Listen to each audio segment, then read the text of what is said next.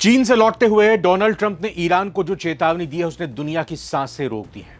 Trump ने कहा या तो डील कर लो फाइनल या 5 मिनट में इस बार विनाश के लिए तैयार रहो, और यह पक्की बात है। लेकिन इस पूरे तनाव के बीच सबसे बड़ा ट्विस्ट रूस ने दिया है।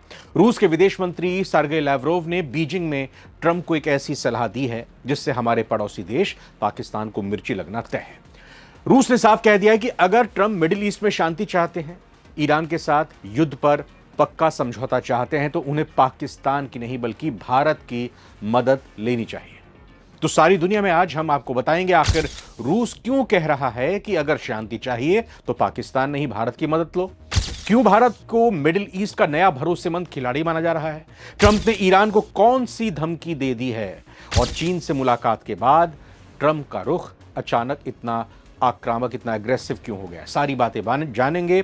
सबसे बड़ा सवाल यह कि क्या भारत वाकई में रूस के इस ऑफर को अमेरिका और ईरान के लिए कबूल करेगा, मध्यस्थ बनेगा, मीडिएटर का काम करेगा। पहले शुरुआत करते हैं बड़ी खबर से। ट्रंप जब शी जिनपिंग को रिझाने में बीजिंग में व्यस्त थे, उसी वक्त रूस ने उन्हें हकीकत का आईना दिखा दिया। रूस के विदेश मंत्री सर्गेई लावरोव ने भारत में राजधानी दिल्ली में एक ऐसा बयान दिया जिसने पाकिस्तान की चिंता बढ़ा दी है। लावरोव ने साफ कहा कि अगर अमेरिका वास्तव में ईरान के साथ तनाव को कम करना चाहता है तो उसे पाकिस्तान की जगह भारत जैसे भरोसेमंद देश की मदद लेनी चाहिए। अब सवाल यह है कि रूस ने ऐसा क्यों कहा। देखिए, भारत की छवि दुनिया में एक संतुलित और भरोसेमंद देश की रही है। भारत के रिश्ते अमेरिका से भी अच्छे हैं, रूस से भी अच्छे हैं, ईरान से भी संवाद बना हुआ है, और खाड़ी देशों के साथ भी हमारे मजबूत संबंध हैं।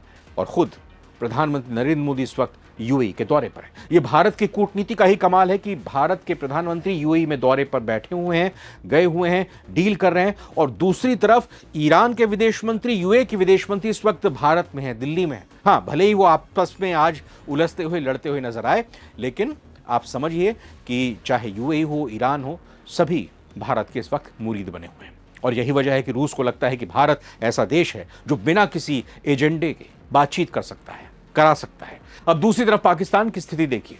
पाकिस्तान लंबे समय से खुद को इस्लामिक दुनिया का बड़ा खिलाड़ी दिखाने की कोशिश करता रहा है, लेकिन हाल के सालों में उसकी विश्वसनीयता काफी कम हुई है, और इस पूरे ईरान के एपिसोड में तो वो अपनी विश्वसनीयता खो चुका है।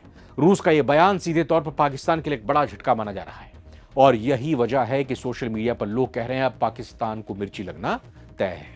सोचिए, भारत की बढ़ती साख, बढ़ती गुडविल है, और रूस जैसा देश अमेरिका को यह बता रहा है कि आपकी समस्या का समाधान दिल्ली में है मौजूद। लावरोव का यह बयान सिर्फ कूटनीति नहीं बल्कि पाकिस्तान के लिए एक बहुत बड़ा सेटबैक है। रूस ने खुलेआम कहा है कि भारत अमेरिका और ईरान के बीच मीडिएटर की भूमिका निभा सकता है। पाकिस्तान हमेशा खुद को मुस्लिम दुनिया और पश्चिम के बीच का पुल बताता आया है, लेकिन रूस ने आज उस पुल को ढहा दिया।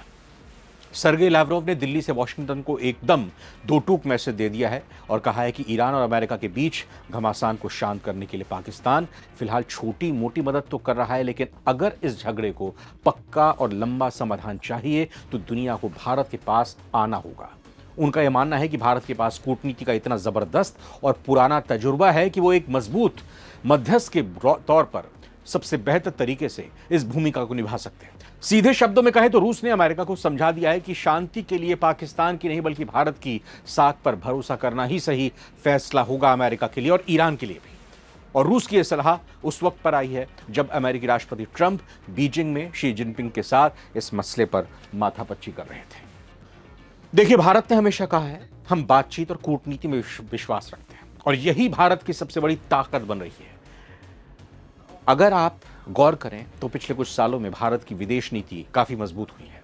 रूस यूक्रेन युद्ध में भारत ने संतुलन बनाए रखा, अमेरिका के साथ साझेदारी को बढ़ाया, ईरान से संबंध पूरी तरह खत्म नहीं किए, अरब देशों के साथ व्यापार भी मजबूत किया। यानी भारत अब सिर्फ एक क्षेत्रीय शक्ति नहीं बल्कि ग्लोबल डिप्लोमेटिक पावर बनता जा रहा है। भारत किसी खेमे में नहीं है, भारत किसी के खिलाफ नहीं है, भारत किसी के कहने पर कुछ नहीं करता, और किसी के ना कहने पर भी भारत को अगर कहना होता है तो कह देता है। यानी कि हमारी कोशिश यही है कि किसी को जबरदस्ती खुश नहीं करना, किसी को नाराज नहीं करना, देश हित सबसे पहले है। तो रूस ने कहा है कि भारत ईरान और यूएई के बीच भी बातचीत कराने में इसीलिए पूरी मदद कर सकता है। अब आप सोच रहे होंगे कि यहां यूएई कहां से आ गया। मिडिल ईस्ट में सिर्फ अमेरिका और ईरान के बीच तनाव नहीं है, बल्कि पूरे इलाके में कई तरह की राजनीतिक और सामरिक प्रतिस्पर्धाएं चल रही हैं। यूएई, सऊदी अरब, ईरान, इन सब के बीच संबंध कई बार तनावपूर्ण हो जाते हैं, लेकिन भारत की खास बात यही है कि भारत के सभी देशों के साथ अच्छे रिश्ते हैं।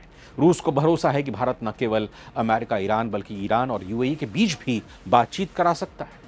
आपको याद होगा पीएम मोदी अभी 5 देशों के दौरे पर, जैसा हमने जिक्र भी किया, यूएई के बाद यूरोप के 4 देशों में प्रधानमंत्री जाएंगे। रूस का यह मानना है कि भारत ही वो अकेला देश है जिसकी बात तेहरान भी सुनेगा, अबू धाबी भी सुनेगा और अमेरिका भी सुनेगा। हॉर्मूज की खाड़ी में जो तनाव है उससे पूरी दुनिया की एनर्जी सप्लाई रुकी हुई है। रूस चाहता है कि भारत अपनी सॉफ्ट पावर का इस्तेमाल करता रहे। अगर भारत इसमें कामयाब होता है तो 2026 में भारत दुनिया का सबसे बड़ा डिप्लोमेटिक प्लेयर बन जाएगा। धीरे धीरे इस वक्त दुनिया की बात करें मल्टीपोलर वर्ल्ड की तरफ जा रही है। मतलब एक ध्रुव में इधर इधर इधर जहां जिसको ठीक लग रहा है वहां जा रहा है। पहले सिर्फ अमेरिका और उसके सहयोगियों का दबदबा माना जाता था।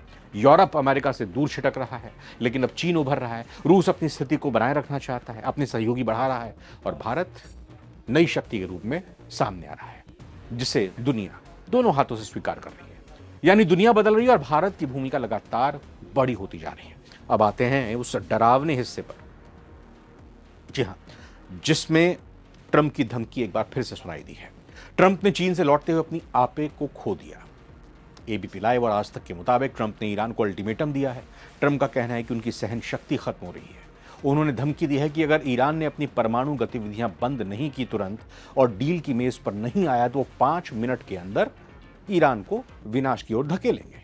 तो ट्रंप चुप नहीं बैठ रहे, ट्रंप खामोश नहीं बैठ रहे। चीन से जब उनको कुछ मिला नहीं तो खिसियाने बिल्ली की तरह वहां अमेरिका पहुंचकर वो इस तरह की बात कर रहे हैं। ट्रंप का पुराना स्टाइल है प्रेशर पॉलिटिक्स बनाना, लेकिन इस बार मामला काफ़ी गंभीर है क्योंकि अमेरिकी जंगी जहाज़ हॉर्मूज के पास तैनात हैं।